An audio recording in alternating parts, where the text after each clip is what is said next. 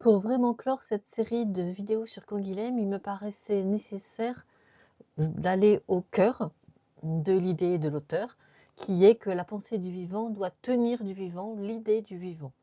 Donc il faut vraiment aller chercher dans le biologique ce qui lui est spécifique, et c'est justement ce que Canguilhem essaye de faire, d'énoncer ce qui est spécifique au vivant, et surtout de montrer que il faut utiliser une pensée qui soit propre au vivant, donc à la biologie, vraiment utiliser la biologie pour penser le vivant.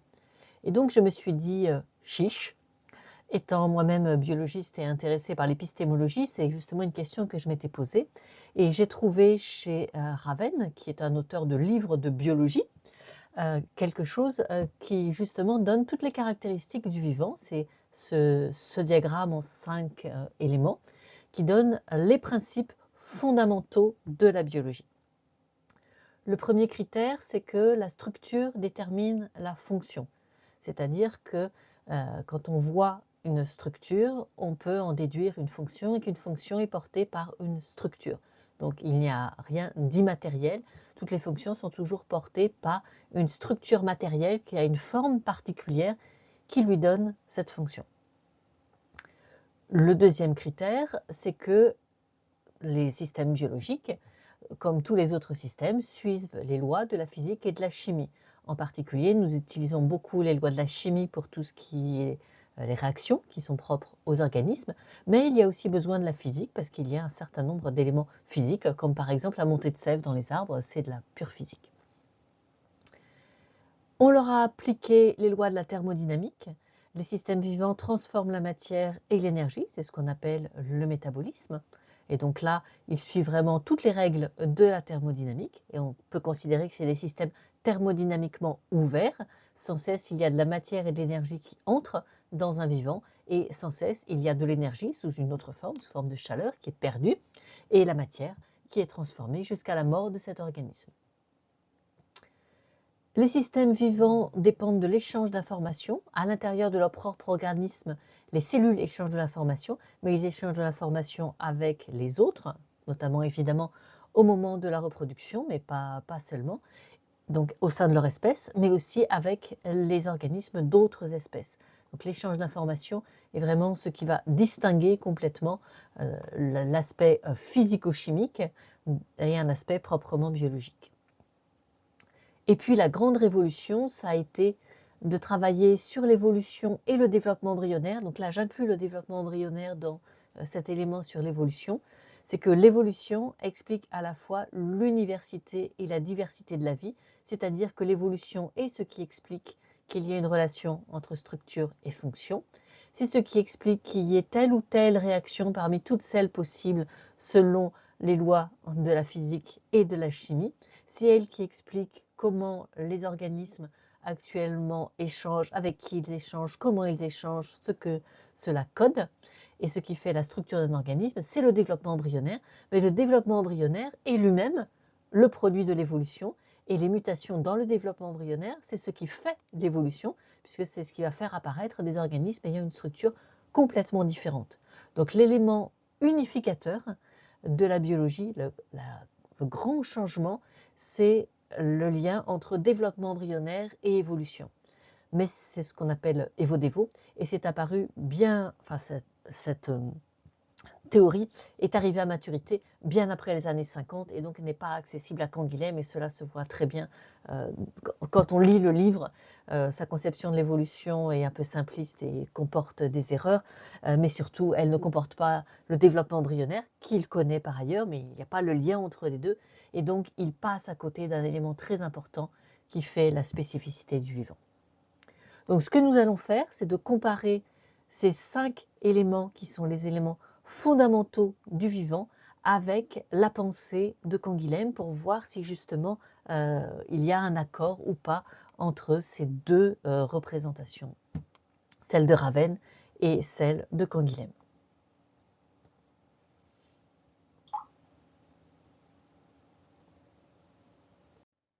Voici la superposition du schéma de Raven sur lequel j'ai ajouté des phrases clés de Canguilhem, donc ça fait quelque chose d'un petit peu lourd, mais vous connaissez déjà en couleur ce qui caractérise la pensée de du biologique, en 5 éléments caractéristiques, et j'ai mis au centre la pensée clé de Canguilhem, et pour voir justement comment est-ce que cette pensée du vivant provient elle-même du vivant. Donc, sans qu'il énonce clairement ce lien entre structure et fonction, ce lien entre structure et fonction, c'est l'idée la plus ancienne de la biologie qui justement a été basée sur l'expérimentation biologique et l'observation biologique. Donc quand il dit qu'en biologie, c'est Canguilhem, quand Canguilhem dit qu'on constitue expérimentalement les concepts vraiment biologiques, oui effectivement cette idée que la structure détermine la fonction a été basée sur les expériences et c'est une idée extrêmement ancienne. Mais bien sûr, quand c'est basé sur des observations, il est toujours difficile de généraliser ces observations. Ça, il a tout à fait raison, puisque on ne peut raisonnablement avoir des conclusions que sur ce qu'on a observé. Donc si on a observé une espèce A, on n'a pas observé sa cousine. Et donc il y aura une difficulté à généraliser et il faudra connaître justement l'évolution du groupe pour savoir si on peut généraliser ou non. Donc ce problème de généralisation, en fait, trouve sa solution dans l'étude de l'évolution d'un groupe. Il dit aussi que baser les concepts sur l'expérience est difficile. On peut passer à côté notamment des phénomènes de rétroaction. Donc là, la rétroaction, c'est avec les échanges d'informations. C'est vrai que c'est quelque chose qui est relativement difficile à mettre en évidence par l'expérience, mais qui a été mis en évidence par l'expérience. Donc ces 5 grandes idées ont effectivement été mises en place par l'expérimentation biologique. Le fait que les systèmes suivent les lois de la physico-chimie, en fait, on les a retrouvés, c'est-à-dire qu'on a retrouvé des réactions chimiques ou des lois physiques dans le système biologique alors qu'elles étaient déjà connues par les physiciens de la matière. Donc il dit que pour exprimer ce qui est vraiment vivant, il y a eu 2 tendances, 3 en fait. Il y a eu l'animisme, c'est-à-dire considérer qu'il y a une sorte d'âme dans le vivant. Et donc c'est une pensée téléologique qui donne un but, une fin au système et qu'aujourd'hui c'est quelque chose que l'on a abandonné. Que la deuxième tendance c'est le vitalisme, j'en parlerai un petit peu plus loin. Et que la troisième tendance c'est le mécanisme, c'est-à-dire prendre les lois de la physique et de la chimie et réduire le vivant aux lois de la physique et de la chimie. Et il dit bien sûr que c'est tout à fait insuffisant. Et on voit que les biologistes lui donnent raison, puisque Raven ne cite que 2 éléments physico-chimiques parmi les 3, et considère que oui, effectivement, c'est une part importante du fonctionnement du vivant que de suivre les lois de la physique et de la chimie dans la transformation de la matière et de l'énergie, mais ce n'est qu'un aspect du vivant et que effectivement, on ne peut réduire l'ensemble du vivant aux lois de la physico-chimie. Et comme Canguilhem le dit lui-même, on peut découvrir par des méthodes physico-chimiques autre chose que le contenu physico-chimique de phénomènes dont le sens biologique échappe. Bien sûr, le sens biologique, on l'aura comment? On l'aura en dézoomant, en allant regarder l'évolution, en allant regarder les échanges d'informations, en allant regarder comment la structure détermine la fonction. Il critique aussi la conception de l'animal comme une machine. Donc ça, c'est plutôt apparu au XIXe siècle avec le développement de la thermodynamique. Effectivement, on a voulu tout assimiler à un système thermodynamique, mais évidemment, cette analogie animal-machine est tout à fait insuffisante puisqu'on oublie les autres aspects. En particulier, un aspect caractéristique du vivant qui est l'échange d'informations au sein de l'organisme et avec les autres organismes et avec le milieu non biologique. Et c'est ça qui fait, c'est la phrase qu'il dit, qui est vraiment une idée essentielle chez lui, les formes vivantes étant des totalités, elles peuvent être saisies dans une vision, donc une vision globale, mais jamais une division. C'est-à-dire que si je prends un seul de ces 5 aspects, je rate ce qui fait vraiment le vivant. Et c'est ce qui s'est passé pendant longtemps. Il y avait des anatomistes qui étaient spécialistes de la structure, il y avait les biochimistes qui étaient spécialistes des réactions, il y avait les physiologistes, les spécialistes de l'information, et de l'autre côté, il y avait les spécialistes de l'évolution du développement embryonnaire. Et on ne se parlait pas trop. Mais maintenant, il y a vraiment une vision intégrée de la biologie où on essaye de voir systématiquement les 5 aspects en allant de la molécule jusqu'à l'écosystème et en regardant ce qui se passe à l'instant de la microseconde, tout en allant jusqu'à l'échelle des millions d'années pour voir l'évolution. Donc effectivement, maintenant, on tend à une vision globale en essayant de ne pas se limiter à une division d'un seul aspect, ni dans le temps, ni dans l'espace. Et c'est ce qui, je pense, fait la difficulté de la biologie. On entend souvent les élèves de lycée dire oh ben, j'ai abandonné l'option de SVT parce que ça va, c'est facile à récupérer, plus facile que les maths et la physique. Non, si on n'a pas cette pensée complexe et qu'on n'est pas capable de jouer avec les différentes échelles de temps et d'espace, le biologique en fait nous échappera toujours. Et c'est très loin d'être facile. Et lui, ce qu'il dit, c'est que tout le monde sent ce besoin de vision globale, sans pour autant arriver à trouver quelque chose qui fonctionne vraiment. Donc effectivement, si on n'a pas la vision en 5 points, on sent qu'il y a besoin d'une vision globale, mais on ne l'a pas.